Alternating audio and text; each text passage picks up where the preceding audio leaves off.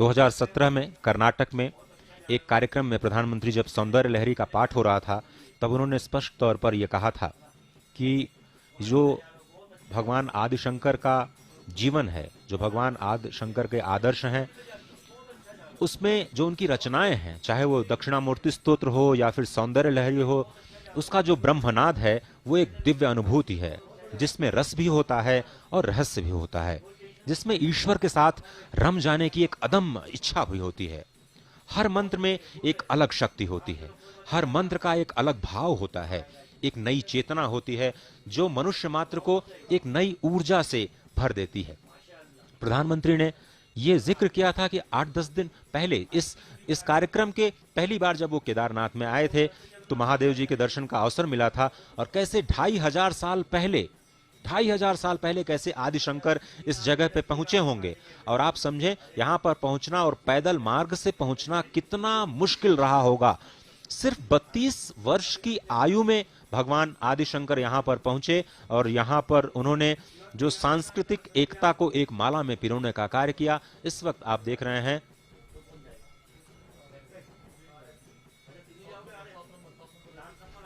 आदि शंकराचार्य की समाधि स्थल, अब उसके अनावरण का समय आ चुका है। और जिस तरह से हमने बताया कि 2013 में ये समाधि स्थल पूरी तरह से नष्ट हो चुका था, एक बार फिर से इसको बनाया गया और इस वक्त आप देख रहे हैं आपकी स्क्रीन पर पहली बार ये तस्वीरें पूरी दुनिया के सामने एक बार फिर से ये 15 फीट ऊंची प्रतिमा आदिशंकर की इस वक्त आपके स्क्रीन पर नजर आ रही है, जो अष्टकमल पर अवस्थित है। The 13 feet long, it is about 13 feet long statue of Adi Shankaracharya sitting atop the Shri Mantra, and there you see visuals from the top. The statue is made in black stone. Now the Prime Minister sitting there, this is the Samadhi Sthal that has been constructed new, is sitting on the edge of the Shri Mantra. Ajay, tell us, our viewers, about the importance of Shri Mantra. देखिए, ये जो मंत्र है, आप भगवान आदि शंकर को अगर आप देखें तो उनका जो सर्वोच्च मंत्र कहा जाता है वो है मानस पूजा। और इस वक्त प्रधानमंत्री मानस पूजा ही कर रहे हैं, क्योंकि जब आपके पास कोई सामग्री नहीं होती है और कई बार ऐसी परिस्थितियां आ जाती हैं कि आप बिना सामग्री के पूजा करना चाहते हैं अपने आराध्य की, तो पूजा में जो मानस पूजा होती है उसको सर्वोत्तम पूजा कहा गया है। और इस वक्त आसन पर बैठ करके जो ध्यान पूजा में इस वक्त प्रधानमंत्री आपको नजर आ रहे हैं, स्पष्ट तौर पर ये आदिशंकर के सामने जो उनको मानस पूजा का जो रहस्य उन्होंने समझाया, जिसमें भगवान शिव का जो मानस पूजा मंत्र है वो बहुत ही महत्वपूर्ण है। मैं उसके कुछ श्लोक आपको बताता हूं। रत्नैकल्पितमासनं हिमजलै स्नानं च दिव्याम्बरं नानारत्नविभूषितं मृगमदा मोदाङ्कितं चन्दनं जातिचम्पकबिल्वपत्ररचितं पुष्पं च धूपं तथा दीपं देवदयानिधे पशुपते हृत्कल्पितं गृह्यताम् सौवर्णे नवरत्नखंड रचिते पात्रे घृतं पायसं भक्षं पंचविधं पयोदधियुतं रंभाफलं पानकं शाकानां जलं रुचिकरं कर्पूरखड्डोज्ज्वलं ताम्बूलं मनसा मया विरचितं भक्त्या प्रभो स्वीकुरु छत्रं चामरयोर्युगं व्यजनकं चादशर्कं निर्मलं वीणाभेरीमृदङ्गकाहलकला गीतं च नृत्यं तथा साष्टांग प्रणतिस्तुतिर्बहुविधा ओ तत्समस्तं मया संकल्पेन समर्पितं तव विभो पूजां गृहाण प्रभो आत्मा त्वं गिरिजामतिः सहचरा प्राणा शरीरं गृहं पूजा ते विषयोपभोग रचना निद्रा समाधि स्थितिः संचारः पदयो प्रदक्षिण विधिः स्तोत्राणि सर्वा गिरो यद्यत् कर्म करोमि तत्तदखिलं शंभो तवाराधनं करचरणकृतं वाक्कायजं कर्मजं वा श्रवणनयनजं वा मानसं वापराधं विहितं वा सर्वमेतत्क्षमस्वं जय जय करुणाब्धे श्री महादेव शंभो जय जय करुणाब्धे श्री महादेव शंभो, जय जय करुणाब्धे श्री महादेव शंभो। ये जो मानस पूजा के मंत्र हैं वो भगवान आदिशंकर के जो रचनाएं हैं उनमें सर्वोच्च कहा जाता है। जिसमें मानस पूजा को पूजा में जैसे सर्वोच्च कहा जाता है, इसी तरह से जितनी भी रचनाएं हैं भगवान आदिशंकर की, जिसमें कनकधारा स्तोत्र बहुत ही महत्वपूर्ण है। माँ लक्ष्मी की आराधना करने के लिए उन्होंने बनाया, माँ शक्ति की आराधना करने के लिए उन्होंने सौंदर्य लहरी का पान किया। और इस वक्त आप देख रहे हैं वही मानस पूजा, शिव मानस पूजा, जिसके कुछ श्लोक मैंने आपके समक्ष रखे, उसका वो पूरे विश्व में प्रसिद्ध है ही। लेकिन मानस पूजा ये आप देख रहे हैं कि आदिशंकर की समाधि स्थल एक बार फिर से पूरी दुनिया के लिए अब एक नई ऊर्जा का कार्य करेगी। क्योंकि अगर भगवान शंकर की हम बात करें तो आध्यात्मिक परंपराओं को, जीवन पद्धति का शोधन करने को और अपने सटीक तर्कों के जरिए जो आने वाली पीढ़ियां हैं उसको गलत राह पर जाने से रोकने के लिए जो अलग अलग परंपराएं हैं उनको एक सूत्र में पिरोने के लिए आदिशंकर ने जो कार्य किया वो बहुत ही अद्भुत नजर आता है। भगवान आदिशंकर की अगर हम बात करें तो ये कहा जाता है कि सतयुग में जो भगवान शिव हैं वो दक्षिणामूर्ति स्वरूप में गुरु के रूप में प्रतिस्थापित होते हैं। वही गुरु जब त्रेता युग में आते हैं तो दत्तात्रेय स्वरूप में विश्व को ज्ञान विज्ञान देने का कार्य करते हैं। जब हम द्वापर युग में बात करते हैं तो महर्षि वेदव्यास जो हैं वो गुरु के रूप में कार्य करते हैं। और जब कलयुग या फिर जिस युग में हम अभी चल रहे हैं उसमें भगवान आदिशंकर ही जगत गुरु के रूप में प्रतिस्थापित हैं। भारत आदिशंकर ने आप ये कहें कि जन जागरण का इतना बड़ा कार्य किया है जिसने भारत को एकीकृत करने के लिए अपनी आध्यात्मिक व्यवस्थाएं दी। आध्यात्मिक व्यवस्थाओं की अगर हम बात करें तो जो चार धाम, जो पूरब में गोवर्धन मठ की स्थापना की गई है वो ऋग्वेद को स्थापित करती है। आप समझें कि ये जो चार धर्म दुर्ग आदिशंकर ने स्थापित किए भारत में वो चार वेदों से संबद्ध हैं। जो पूरब में गोवर्धन मठ बनाया गया वो ऋग्वेद से संबंधित है। जो पश्चिम में द्वारिका मठ बनाया गया वो सामवेद से संबंधित है। जो उत्तर में ज्योतिर्मठ बनाया गया वो अथर्ववेद से संबंधित है। और जो दक्षिण में श्रृंगेरी मठ बनाया गया वो यजुर्वेद से संबंधित है। इसके साथ ही जो दशनामी परंपरा सन्यासियों की शुरू की आदिशंकर ने, वो किस तरह से एक संकेत का कार्य करते हैं, कितने बड़े संदेश का कार्य करते हैं, वो भी मैं आपको समझाना चाहता हूं और कोशिश करूंगा कि मैं आपको समझा पाऊं सरल भाषा में। जो पूर्व में गोवर्धन मठ है वहां के जो सन्यासी होते हैं उनको अरण्य और वन कहा जाता है। उन सन्यासियों का जो एक है उपनाम जिसको कहा जाता है वो अरण्य वन है। उन सन्यासियों को ये आदेश प्राप्त था कि वो भारत के अरण्य और वनों की रक्षा करें। अरण्य और वन, वन वृहद होता है और अरण्य छोटा होता है, तो छोटे वन को आप अरण्य कहते हैं और बड़े अरण्य को वन कहते हैं। तो किस तरह से हमारी प्रकृति सुरक्षित रहे, भगवान आदिशंकर ने पूर्व में गोवर्धन मठ में जो सन्यासी बनाए उनको अरण्य और वन की सुरक्षा का कार्य दिया। जब वो पश्चिम में गए, सामवेद से संबंधित जो उन्होंने द्वारिका मठ स्थापित किया, वहां पर जो सन्यासी होते हैं वो तीर्थ और आश्रम, यानी जो भारत के तीर्थ हैं उनकी कैसे रक्षा की जाए, जो भारत के आश्रम हैं, जो वर्णाश्रम व्यवस्था है उसकी कैसे रक्षा की जाए, जो गुरुकुल व्यवस्था है उसकी कैसे रक्षा की जाए, उनको ये दायित्व सौंपा गया। जब उत्तर में ज्योतिर्मठ पहुंचे तो वहां के जो सन्यासी होते हैं उनको गिरि, पर्वत और सागर, ये तीन उपनाम दिए जाते हैं। ये भी प्रकृति से संबंध रखते हैं। किस तरह से हम अपने गिरि को बचाएं, किस तरह से हम अपने पर्वत को बचाएं, किस तरह से हम अपने समुद्र और सागर को बचाएं, ये बहुत ही महत्वपूर्ण हो जाता है।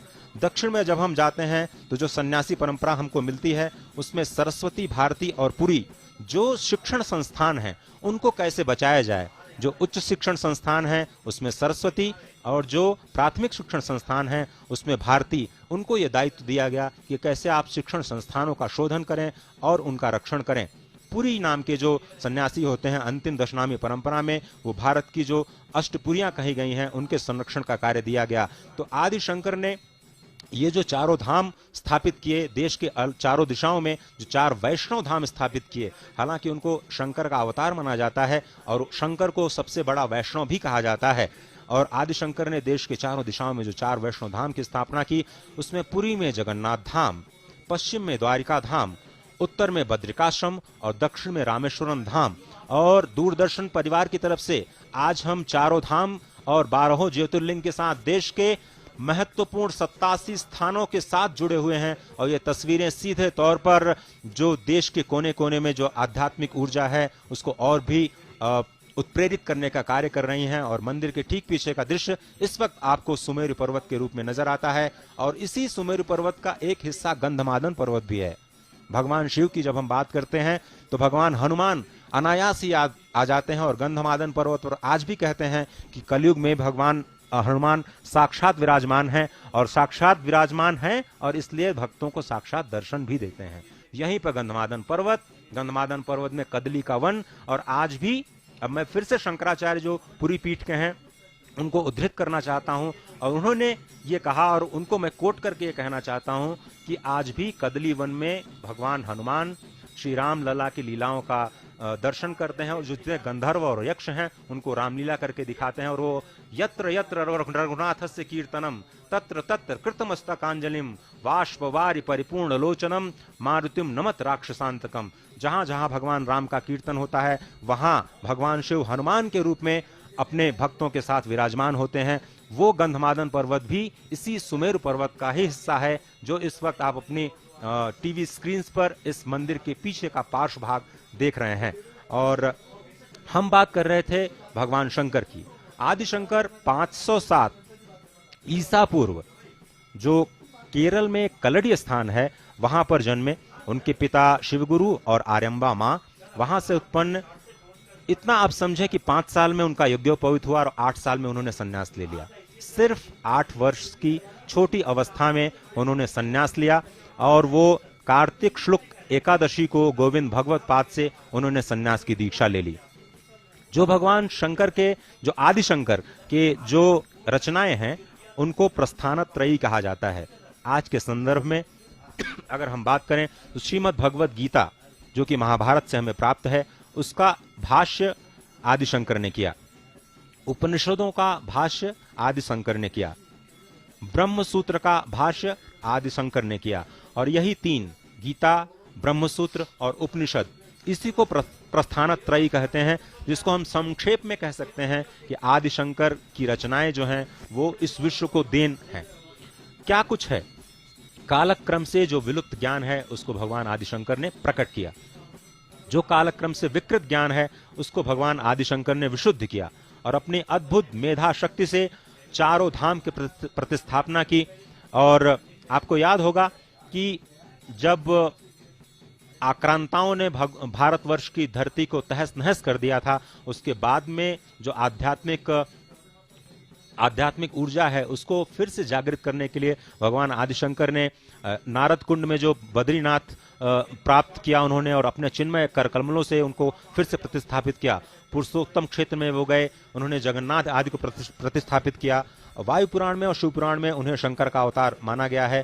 द्वारिका में जब वो गए तो उन्होंने द्वारिकाधीश को, जिसका दर्शन आज हम करते हैं, उन्होंने अपने चिन्मय करकमलों से प्रतिस्थापित किया। पुष्कर, जिसको हम जानते हैं जो तीर्थों के पुरोहित कहे जाते हैं, वहां पर ब्रह्मा जी के जो अर्चा विग्रह है उसको भी फिर से आदिशंकर ने ही प्रतिष्ठित किया। नेपाल में पशुपतिनाथ जी किसी और रूप में पूजे जाते थे, जिस रूप में आज हम उनकी पूजा करते हैं भगवान शंकर ने ही उसको प्रतिष्ठित किया।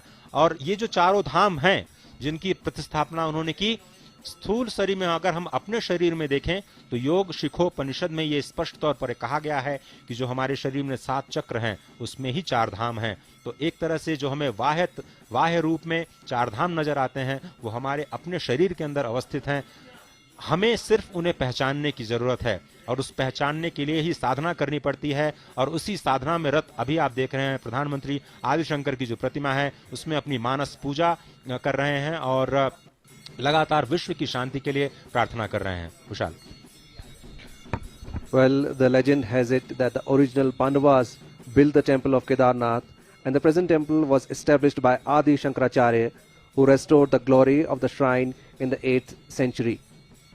The temple is said to be more than 1200 years old and one among the 12 Jyotirlingas in India, and that is why the Prime Minister is here.